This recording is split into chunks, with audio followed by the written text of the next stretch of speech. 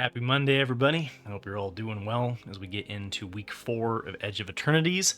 Every Monday, I do my best of 1, best of 3 meta review. This is informational. This is not my opinion. This is just stuff brought to you by the Untapped tracker, and I like to report it every week because it's something that I like to go through, and I think it helps me understand what's going on in the meta, makes me a better player, and I don't know, I really enjoy it too. So, first up here, we've got, and we'll also talk about best of 3, which the tracker data I don't like to use. I like to use the tournament data a little bit more so that we can kind of keep track of what's going on in paper instead of just what's happening in arena.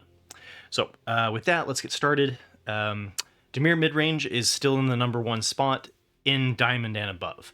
So again, I've talked about this in the weeks before. If you kind of look at like what's the most popular deck, you see a pretty dramatic shift. Once you get to Diamond, you stop seeing quite as much of the Jeskai Artifacts and Mono White life gain. Both drop a little bit, right? Specifically the Mono White life gain. That one, the higher up on the ladder you go, the more that one drops out quite a bit. Jeskai Artifacts, on the other hand, has been kind of fluctuating. Anyway, so Dimir Midrange is number 1, according to Untapped. It has no changes from week 3.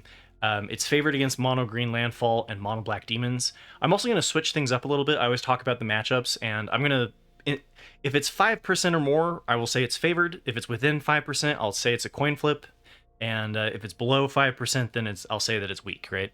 So it's a favored coin flip, which means somewhere between 50 and 55% against Boros Burn. And that's the one that we've been talking about in the previous weeks as well.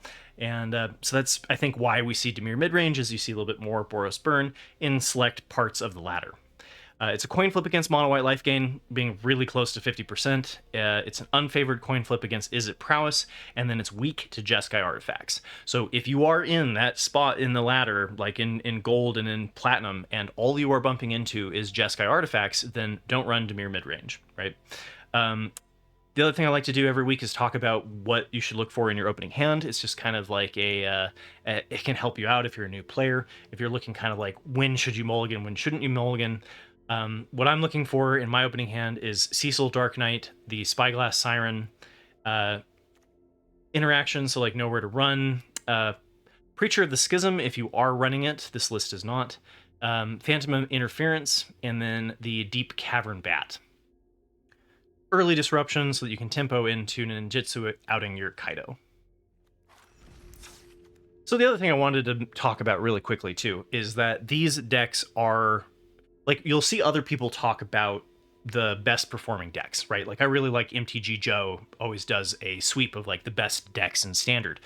What I'm talking about is the archetypes, and there are more matches. So if you look at like the number of games played for a specific deck will be like 100 or 200 matches, right? In those top performing decks.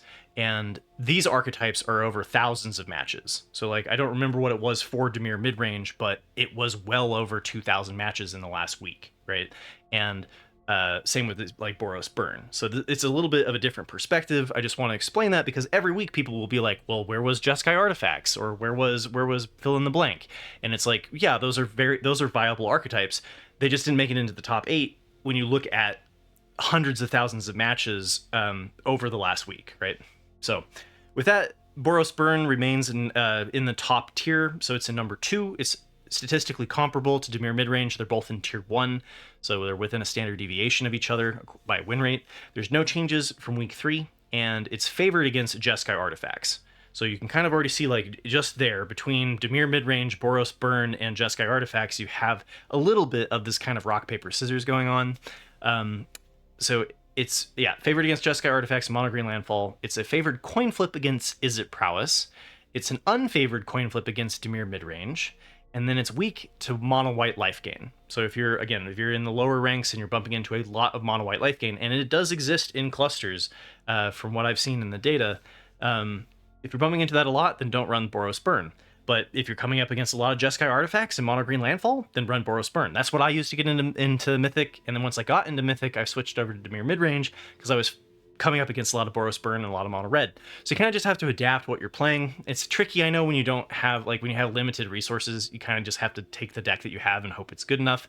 At this point, Dimir Midrange and Boros Burn have been in the top enough that I think that they're good crafts. If you already crafted Jeskai Artifacts, don't feel bad. It's by no means a bad deck. So the other thing for Boros Burn, I'm looking for the Hired Claw. I'm looking for the Sheltered by Ghosts. I'm looking for the Grease Wrench Goblin, and I'm looking for Screaming Nemesis. All right, and number 3, also in tier 1. Like, when I started doing this morning, it was in tier 2. By the time I was done doing it, it was in tier 1, right? So it's right on the border, but also a very popular deck. Gruul Landfall, basically being mono green landfall, but with the World Soul's Rage, helps improve its matchups, where it changes its matchups well enough that it gives it an edge. So if we compare this one to week 3, we also see no changes to the list. It's favored against Izzet Prowess. It's a favored coin flip against Jeskai Artifacts and Mono Black Demons. It's an unfavored coin flip against Mono Green Landfall. I think the Mono Green has a little bit less of a late game, so it has a faster curve, right? So in that matchup, it's a worse change to bring in the red. And then it's an unfavored coin flip against Mono White Life Gain. But these things are all just like, if you play 100 games, you're going to win, you're going to lose what? You're going to win 47 of them and lose 53, right? It's not a huge ordeal. And then it's weak against Dimir Midrange.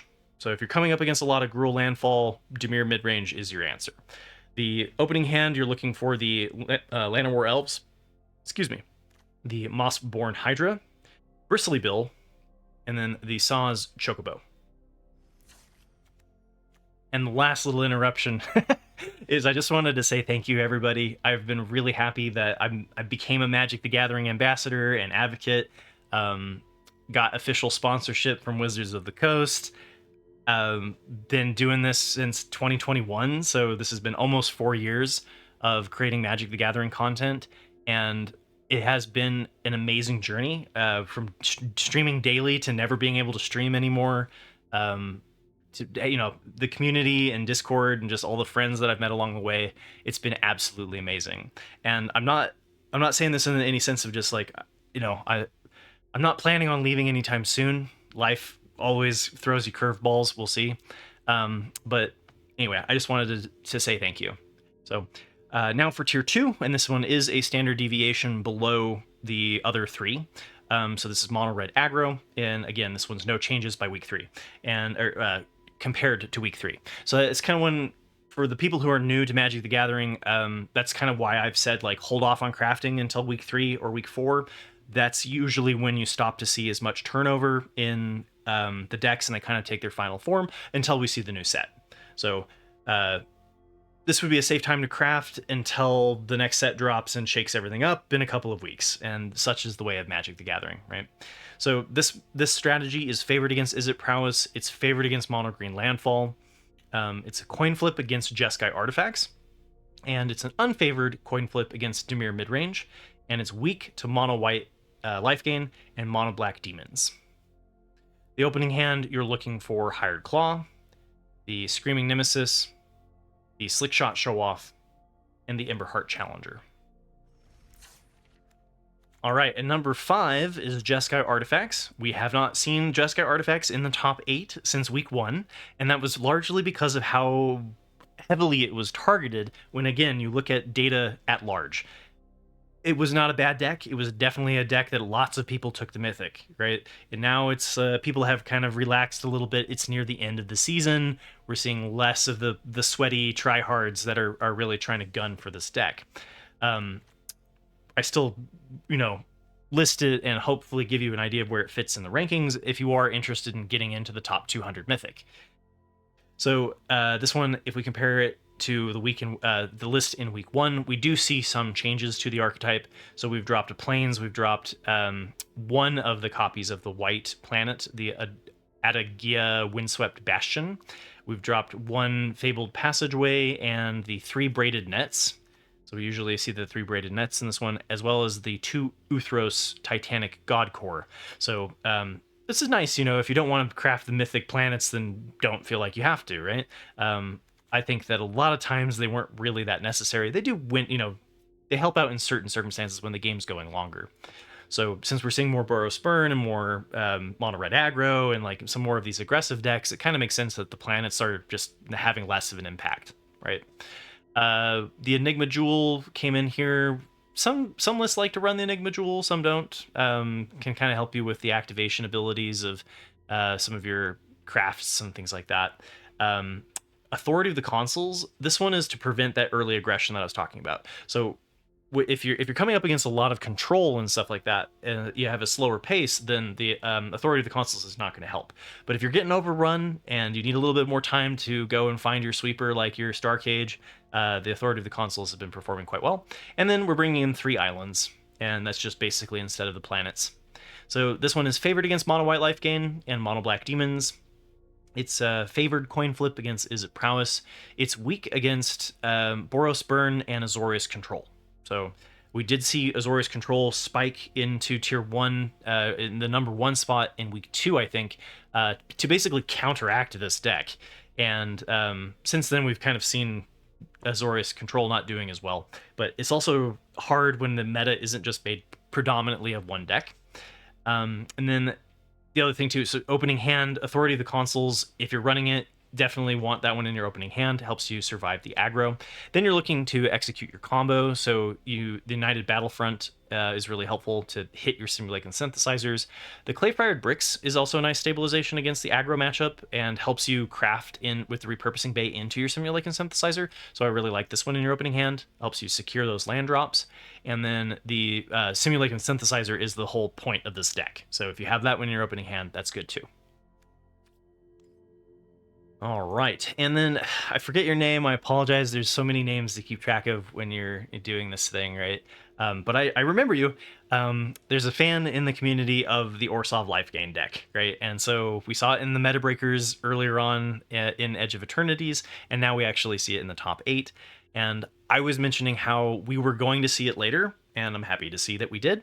It makes sense because if the meta is being, if a larger percentage of the meta is being made up of Dimir Mill, Esper Mill, and Azorius Control, then the Orzhov Sephiroth deck does actually really well. So anything that is kind of like milling your graveyard is going to fill this deck and make Raise the Past all that much better, right? So there's some strategies that this just negates. And then the more that you're seeing like Boros Burn and mono red aggro, then as long as if they're not able to get the Screaming Nemesis off, you can get enough life gain to kind of overwhelm that strategy. So anyway, glad to see it back, right? So this one's a new archetype. Haven't talked about it in Edge of Eternities outside of the Meta Breaker. Kind of talked about it already a little bit. You're surveilling with the Snarling Gorehound and basically all of these little things that trigger it to fill your graveyard for a massive Raise the Past, where you bring Raise the Past, where you bring everything back. And like Bartolome, you can sacrifice a bunch of stuff to then get multiple triggers off your Vengeful Blood Witch and your Sephiroth Fabled Soldier. All of these little pings, every time something dies, your opponent loses 1 life and you gain 1 life. And so you can kind of just win on the spot, right? And the Umbral Collar Zealot helps you do that as well by being able to sacrifice. Voice of Victory helps prevent your opponent from doing stuff on your turn, and then also gives you sacrifice fodder in the mobilized tokens. Infestation Sage and Nesting Bot both come back with additional stuff when they die. And then the Forsaken Miner is a really cool one because the Blood Witch does target, and so does the Sephiroth. So target opponent loses, which means every time that one of those things is triggering, you're committing a crime. So Forsaken Miner is another thing that is really easy to bring back from your graveyard, and I like the one of it as an inclusion. So, you know, you can kind of play around, like, you don't like Bartolome, you don't like Forsaken Miner, then fine, like, those are just tech slots. Back in the time, you know, we saw, like, Benevertis, the black-white one that, like, explores as a way to help fill the graveyard.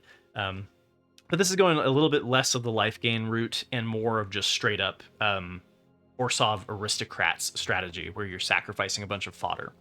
So this one is favored against the favored coin flip against Boros Burn.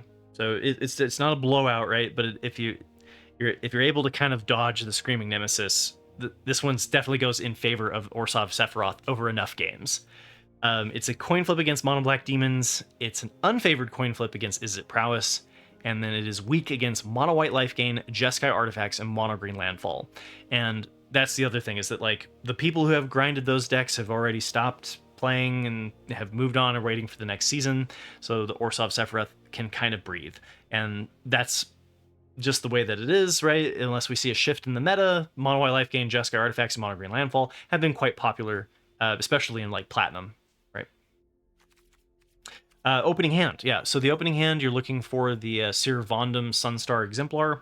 This one being able to trigger every time something dies, you put a +1/+1 counter on and gain a life, kind of replacing the Amalia. And we've also got the Voice of Victory. The Voice of Victory is a nice one to have to prevent your opponent from doing instant speed interaction on your turn, and then also the Sacrifice Fodder, like I mentioned.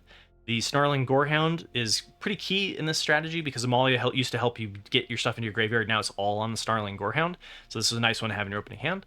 And then Sephiroth, Fabled Soldier, is your primary win condition, so that's another one that has performed well in your opening hand. All right, let's get nerdy.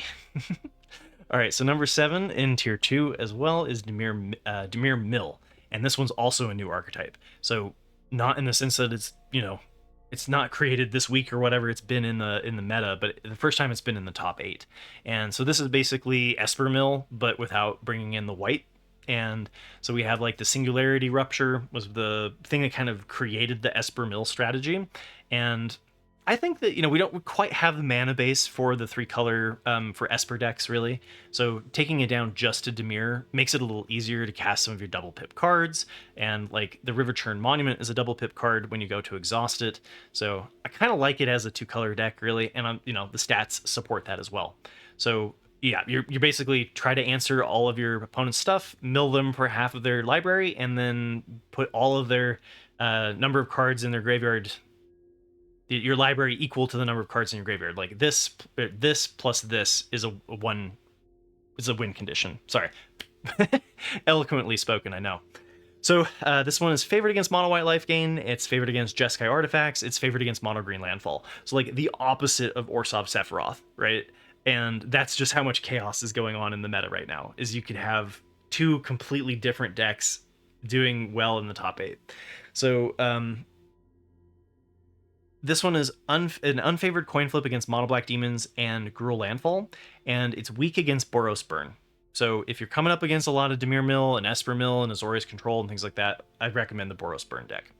If you're not, though, and you're coming up against the other 3 that are really popular choices, this is a pretty nice strategy. And I'm sure you've bumped into some version of it or the Esper version before. So the opening hand, you're looking for your interaction like Shoot the Sheriff. You're looking for your Singularity Rupture is a nice one to have in your opening hand. You're looking for Stock Up, gives you excellent card selection. River Churn Monument is another one. Having the win condition in your hand is nice. And then your 3 steps ahead. So this one, being able to copy your River Churn Monument if you want to, or just straight up playing it as a counterspell. Draw. The versatility of 3 steps ahead is amazing and really works well in this Dimir Control list. All right, and last but not least is Azorius Control, and this one is also in tier 2. It's made some changes since last week. Like I said, because we're seeing so many different things happening in Best of 1 right now, that it's kind of hard for Azorius Control to just like choose what do you want to focus on, because if you build your list to really hate on Jeskai Artifacts and then you never meet any, you don't bump into any Jeskai Artifacts, then is kind of a whiff, right? So this one's got kind of a little bit of a spread. Last week there was basically no Jeskai Artifacts hate. This week there's like a little bit, but not as much as we've seen before. I kind of like the balance of this one personally. So anyway, we've dropped a Meticulous Archive. We've dropped 1 No More Lies. I'm not a huge fan on dropping this one copy, but again, I try to remove my bias. We've dropped 2 copies of Fountain Port. We've dropped the 2 copies of the Overlord of the Mistmoors as a win condition. We've dropped a single Stock Up. We've dropped 2 Meringue River Regents, and then a Plains. This list is not running any of the Pinnacle Star Cage, and instead is bringing in a Negate, the Demolition Fields, the Restless Anchorage, which is the Manland, Kutzel's Flanker, and this is a real this shows just how much mill people are playing, right? I've bumped into it a fair amount, right? If you use Kutzel's Flanker to exile your own graveyard, then when they exhaust the River Turn Monument, it doesn't put any cards into it just disrupts the combo, right? So this is a way to kind of hate on that deck, and then simultaneously hate on Orzhov Sephiroth, right? Like if they go to Raise the Past and there's nothing there, so it's a little bit less. There's not a whole lot of graveyard recursion stuff going on. There's a couple of reanimator strategies, but they're definitely not as common as before rotation. But anyway, Kutzel's Flanker is relatively well positioned. I think you should definitely check it out. Day of Judgment, bringing up to a third copy here. One Beza, bringing back the 2 Ultimas, which is a nice answer to the Jeskai Artifacts. Quantum Riddler is one that we're getting a lot of focus on this in best of 3, because it's really nice as a way to kind of it's really good in the mirror match in Izzet Cauldron versus Izzet Cauldron. So I think that's kind of why we're seeing a little bit of this explored as a one-of in Azorius Control, is how is it in best of 1. And consult the star charts. We've got a third copy there. Curious to see if we end up with like a 3-3 split or a 4-2 split. I kind of like the 4-2 split, but again, to each their own. And then this one's also bringing in the third copy of the Seam Rip. So you need some sort of aspect in your deck that's going to slow down your aggressive opponent, whether that's Authority of the Consuls or if it's Seam Rip. Like you need something to slow the game down, right? And so this one's going in that direction. It's favored against Mono White Life Gain, it's favored against Jeskai Artifacts, and it's favored against Mono Green Landfall. So again, those are the top 3 most popular picks, which makes Azorius Control pretty well positioned along with the mill decks. I don't know why they're 7 and 8 instead of number 1 and number 2, just because, like, I guess if you don't always bump into the exact most popular deck on the ladder. If you did, then these guys would be number 1 and number 2. Yeah, so it's favored against those 3, the trifecta. It's a favored coin flip against Izzet Prowess. It's weak against Boros Burn, and that's, I guess, probably what's dropping it down into the top 8. Because, again, the difference between number 1 and number 8 is like 3 wins in 100 games, right? It's not huge. Okay, so the opening hand you're looking for, and then I'm going to give you a couple of suggestions, because the list is definitely not like unanimously made across all versions of Azorius Control. So Ride's End is a good interaction. Some people like to run that one. Authority of the Consuls is a nice one in your opening hand. Split Up, if you're running it, is a nice one. No More Lies in this list. That's why I'm a little bit sad to see it dropped from 4 copies to 3, because that's like the first card that I'm always looking for in my opening hand. Elspeth Stormslayer is not a bad one to have in your opening hand. Again, kind of interaction and win conditions, not a bad mulligan strategy. Hordlock Whale is both an interaction and a win condition. Day of Judgment helps you wipe the board, especially if you're not running the Pinnacle Star Cage. Kutzel's Flanker is so well positioned, I think I would keep it if I had it in my opening hand. That would be a hand worth keeping. And then Seam Rip is another one that I look for in my opening hand, again, as a way to kind of survive the early pressure against the aggressive players. All right, and now I have good news for my best of 3 players out there. It's not all Izzet Cauldron. Rejoice, right? We knew we would eventually see it around week 4, week 5. There was likely to be a lull, right? And I think that's maybe why we didn't see a ban. Was it like, I don't know, maybe it'll correct itself. I don't know. We'll see. So anyway, let's talk about Izzet. with an asterisk, I think there's 2 out of 8 this week, right? So Izzet Prowess by MTG Holic won the standard challenge on August 23rd, took down first place. And if we compare it to week 3, this is the Prowess build, not the Cauldron build. So this one tends to go a little bit tall instead of going off of the combo with the Cauldron.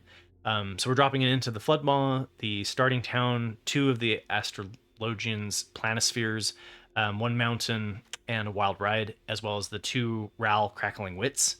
And instead, we are bringing in the Abrade. Gives you artifact hate, right? Obliterating Bolt. This one's for Dimir Midrange, which I think is really the number 2 culprit in the meta. And if we did see a ban, I would suspect Dimir Midrange to just kind of overtake everything. Get Out and Meringue River Regent. We've seen this kind of what we talked about last week. The Meringue River Regents and the Quantum Riddlers are to hate on Izzet Cauldron. And we also have a... Sorry, I lost my place. The 2 Quantum Riddlers that I talked about. Again, yeah, against Izzet Cauldron. And then we have the 2 islands. So the sideboard also got a quick rework, so let's just talk about it real quick. We got the Negate has been dropped. The Braids have been dropped by 2. We've got a Broadside Barrage has been dropped by 1. And we have the Ghost Vacuum has been removed. And instead, we're bringing in the Annuls. So instead of the Ghost Vacuum, we're doing the Annuls to hate specifically on the Cauldron decks. And we've got the additional Obliterating Bolt for against Dimir Midrange, Agatha's Soul Cauldron, and the Ral Crackling Wit. Ral Crackling Wit tends to be brought in when you're up against something that's like a sweeper control deck, which we haven't seen as much of. So, second place, though, was taken down by Orzhov Control. And I know from the community deck tech that there is going to be at least some interest on getting Ketchermos to work. And this is kind of what I was talking about with like some form of card draw, like Unholy Annex or Maze Mind Tome. This is looking like a pretty good best of 3 list to me, and not super surprised it took down second place. So it's a new archetype. We haven't talked about this one before. We'll see if it's consistently able to kind of make it into the top 8. But yeah, you've got, lots of interaction that exiles like Seam Rip. Duress doesn't exile, but it helps you get rid of some of your opponent's stuff, that like key cards. Intimidation Tactics is kind of, a way to hate on your opponent's hand, specifically like the Cauldron as well.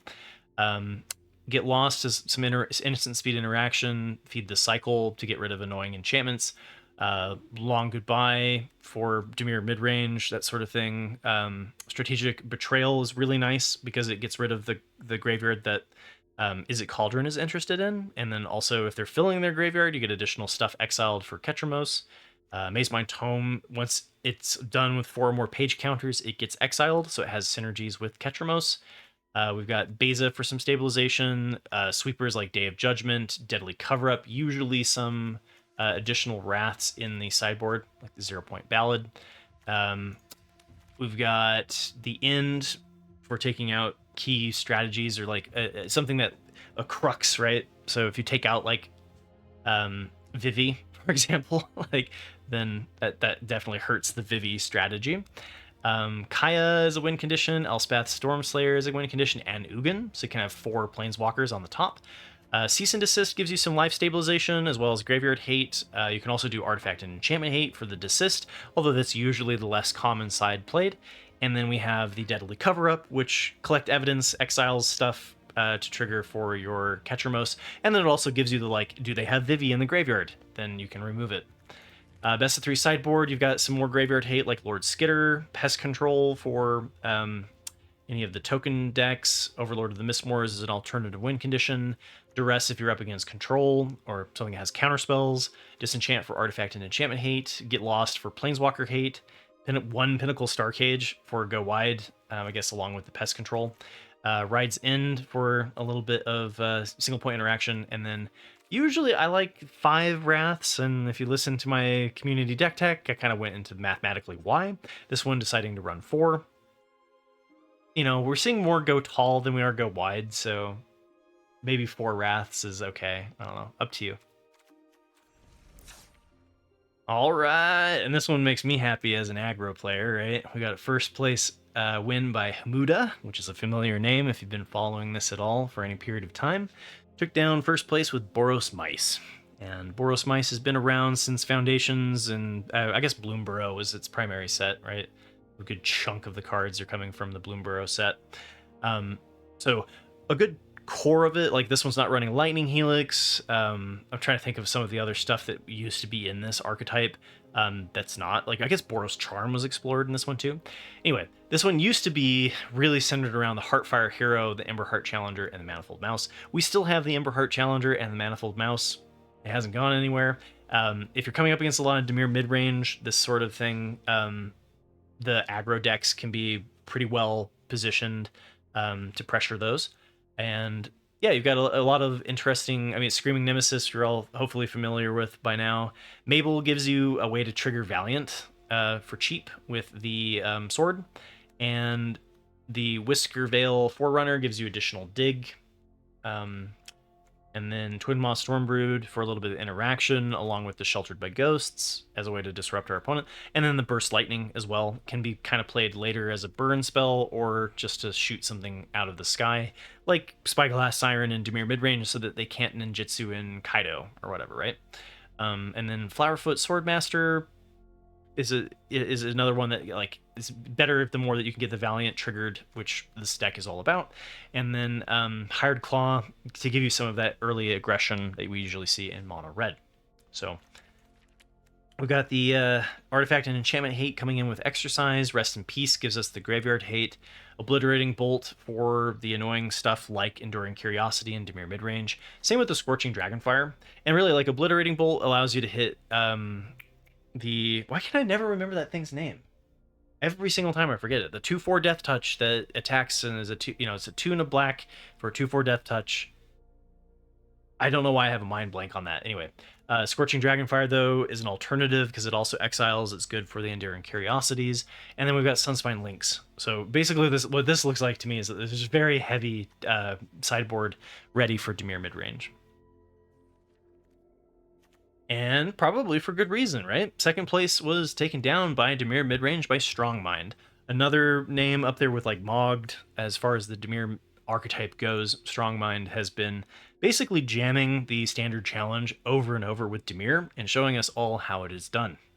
So took down a second place, and if we compare this one to week 2, which is when I think I talked about Dimir Midrange last, we can see that they've dropped a Restless Reef, a Tragic Trajectory, which is the removal spell that we got in Edge of Eternity, dropping the 2 Spell Pierce, and dropping 2 Stabs, and the 2 Starting Towns, and the 3 Sunset Saboteurs, which is the 4/1 menace that puts a +1/+1 counter on something. Bringing in the 4th copy of the Deep Cavern Bat. Preacher of the Schism, there's the one I couldn't remember. That's the 2/4 I was talking about. So we've got 3 copies of the Preacher of the Schism. Helps out against aggro matchups, like the Boros Mice. We've got the 1 additional copy of the Bitter Triumph, an additional Phantom Interference than what was being run before. I think Phantom Interference on 2 is pretty standard, so this one's running a full playset of the Enduring Curiosity. Some don't play all 4, some just choose to play 3. We got a Soulstone Sanctuary, which, by the way, if you're running the Soulstone Sanctuaries, don't forget that they have the Shapeshifter ability, so Kaido giving you the emblem that ninjas you control get +1/+1 applies to your Soulstone Sanctuary. That's a fun little synergy. Strategic Betrayal gives you some artifact hate, some graveyard hate. I apologize. And then bringing in an island and a swamp. So all in all, pretty much the just standard build of Dimir Midrange. This one having the Preacher of the Schism kind of flavor. So the best of 3 sideboard, we see 1 Annul being dropped, 2 Disdainful Strokes being dropped, 2 Tishana's Tidebinders, 2 Karsi Revenants, the Death Mark, which was the specific hate against green and white creatures, and the Intimidation Tactics to bring in the 2 copies of Spell Pierce into the sideboard. Some matchups, the Spell Pierce is good. Usually this sort of thing is for protecting your board from something like the Pinnacle Star Cage. Lord Skitter gives us artifact or graveyard hate, as well as a threat. 3 steps ahead as a little bit of a cheeky counterspell that they wouldn't be anticipating. Vren works with the Lord Skitter, giving you kind of the rat synergies. And then it also gives you everything becomes exile instead of dying. When a creature an opponent controls dies, it gets exiled instead, which can be really nice for your removal to make it then exile problematic threats. And then this one's also running 2 additional Strategic Betrayals. If we're running against something like Izzet Cauldron, where we want to hate on the graveyard, we can bring in the Strategic Betrayal. And then the Elegy Acolyte. And this is what I talked about last week when I was talking about mono black skeletons. We're starting to see a little bit more of this card being explored. It's been a very powerful card from Edge of Eternities. Really curious to see how this one makes its way into the meta. All right, first place on, did I skip anything? Sorry. First place on August 24th was Dimir Midrange by Steel Leaf. If we compare this one to Strongmind, they dropped a Preacher of the Schism, dropped a Tishana's Tidebinder, dropped a Phantom Interference, Dropped a Kaido, Bane of Nightmares. Again, this one is better against the mid-range and control decks, worse off against the aggro decks, so maybe we're seeing more Boros Mice. I wouldn't be so if things get more aggressive, we'll see the 4th copy of Kaido get dropped. It's not uncommon. 1 island and 1 swamp got dropped, as well as a strategic betrayal from the main. So instead, we're bringing in the 2 copies of the Fabled Passage. We're bringing in a 3rd copy of the Bitter Triumph to give us some Planeswalker hate for things like Kaido. Fabloom Trick is really nice in the mirror match. So this, like, both of these, both the Bitter Triumph and the Fabloom Trick being added, I think was hedging against Dimir Midrange. And then we also see 3 copies, so 2 additional copies from Strong Mind's list of Cecil Dark Knight, and 1 additional Tragic Trajectory. The best of 3 sideboard, we've got an Annul, a Duress, a Spell Pierce, a Fabloom Trick, 3 Steps Ahead, and the Elegy Acolyte have all been removed to bring in the Disdainful Stroke. Now, this one, I typically think of things that have the impending. So right now, that would be like the Overlord of the Mistmoors that we saw in Orzhov Control. That's where Disdainful Stroke is nice for that. But it's also nice for the Quantum Riddler, right? Like, it has multiple hits. Negate coming in for against control matchups. The additional Preacher of the Schism, instead of being in the main, is now in the sideboard.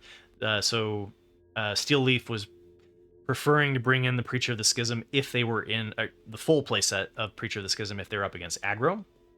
And then we have 2 copies of the 0-Point Ballad, and this is a Wrath that we got in Edge of Eternities that can be a one-sided Wrath, or sort of a one-sided Wrath. Like it can wipe the board and then bring something back if X is 6 or more. Now, this one I'm really happy to see because I bumped into this one on the ladder and in Best of 1. So I'm happy to see it take down a 2nd place Mono Red Dragons by Adele. And it's a new archetype. It can hit pretty dang hard with the Sarkhan. If you behold a dragon, you create a treasure token, which kind of allows you to ramp into playing, basically the Nova Hellkite. And you can ping your own Screaming Nemesis is something that you can do with the Nova Hellkite. A lot of times you don't have the perfect target. If it's a Deep Cavern Bat, obviously shoot the bat. But if your opponent doesn't have anything really juicy, Screaming Nemesis into... so like Sarkhan, behold the dragon, turn 3, play the Screaming Nemesis without the treasure, turn 5, play your Nova Hellkite, ping your Screaming Nemesis off of the treasure token. That sort of line, right? Can be just devastating for certain strategies. Then it's, you got your typical interaction with mono red, so like Burst Lightning, Lightning Strike, Razorkin Needlehead. Whenever an opponent draws a card, it deals 1 damage to them, can kind of punish the Izzet Cauldron, I'm going to chew through my whole deck kind of strategy. But we've got the Abrades to hate on Cauldron as well. Twin Maw Stormbrood gives us the Charring Bite, which is really great for the Preacher of the Schism. I don't know why I can't remember that one. Then you've just got early interaction with like the Burnout Bastronaut and the Hired Claw for getting early damage in, and just kind of curve out, turn cards left. Classic mono red. The best of 3 sideboard, we've got Fire Magic. So this is nice sweeper. Abrade gives you Artifact Hate. Magebane Lizard gives you punishes any deck that is trying to chain multiple spells, like the Izzet Cauldron strategies. Vengeful Possession is better against like the Izzet Prowess, where you've got like a Planisphere. Anything that's going tall instead of going wide, Vengeful Possession is nice as an answer to have. Chandra Spark Hunter is going to be if you're up against sweepers, any form of mill or any white sweeper basically. So like that Orzhov Control list, you'd bring in the Chandras, and then Sunspine Lynx is to punish anybody who's bringing in multiple lands, right? So you'd bring this in against any of the 3 color strategies. Or, actually even the even Izzet Cauldron and things like that can be running a fair amount of non-basics. So as long as they're running a critical amount of non-basics, then the Sunspine Lynx is a nice one to bring in. All right, and we have the 3rd version of Dimir Midrange. This one was the standard showcase qualifier, so a little bit spicier than just your typical standard challenge. And this one was by Zompatanfo. And if we compare this one to Steel Leaf, all 3 of them are actually quite different from one another. right? And enough, different enough. So this one is taking out a Soulstone Sanctuary, 3 islands, the 2 Fabled Passages, all just lands, but dropping the Preacher of the Schisms, as well as all 4 copies of the Deep Cavern Bat, the Fabloom Trick, and the 3 copies of Bitter Triumph. So we've seen a Deep Cavern Bat list version run by like Mogged before. It kind of depends on how much you want to just focus on disrupting your opponent or curving out. And this one is looking a little bit more to just curve out rat threats. So if you go back and you way back before rotation and you look at kind of where I thought things were going to go, I thought we were going to lean further into the Vren Lord Skitter Azure Beastbinder post rotation. So happy to see this one here. Thumbs up for me, Zone Pat, and happy to see it. So we brought in the 2 copies of Lord Skitter, gives you artifact or gives you graveyard hate against the Izzet Cauldron decks. Tishana's Tidebinder gives you a little bit of hate as well against the triggered or activated abilities. Restless Reef gives you the Manland, sort of like the Soulstone Sanctuaries. The nice thing, though, so there's more sweepers. I just want to talk on this, but it's real quick. The more sweepers there are in the meta, then the more I like the Restless Reef over the Soulstone Sanctuaries. So in week 3, I was running a fair amount of Soulstone Sanctuaries in Dimir Midrange in Best of 1, and then I just dropped basically a little bit of that to bring in Restless Reef, because if they're wiping the board, it's nice to have this because it returns back as a land, whereas Soulstone Sanctuary stays on the board. So the more that you're coming up against those sweepers, then the more that Restless Reef will perform better than the Soulstone Sanctuary. I hope that makes sense. Okay, where was I? The rant about the Restless Reef, yes. Okay, so we've got the Long Goodbye, can't be countered, can be relevant at some times. Like people are running Spell Pierce and stuff. We've also got the 4 copies of the Azure Beastbinder, and the 1 copy of the Intimidation Tactics, the 4 starting towns, and then 1 swamp. The best of 3 sideboard, we've got 1 less Spell Pierce, 1 less Lord Skitter, 1 less Fabloom Trick, 2 less Preacher of the Schisms. So we're not touching Preacher of the Schism at all. We're not running sweepers either, so we don't have the 2 0-point ballads. And then we've got Disdainful Stroke for any of the like Quantum Riddler, like I mentioned, or the Overlord of the Mistmoors, that sort of thing.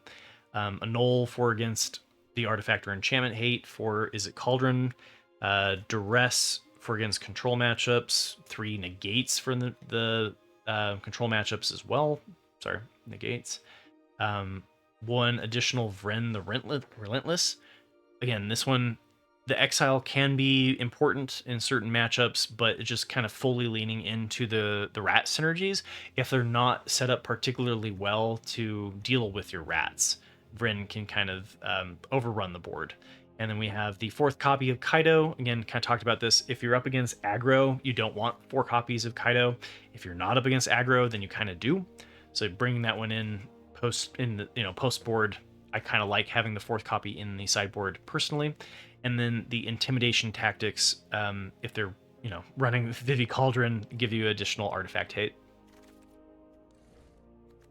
All right, and last but not least is 2nd place on the showcase qualifier was taken down by Izzet Cauldron. So it did make it still in the top 8. It's still a very powerful deck, and this one was done by Lilia.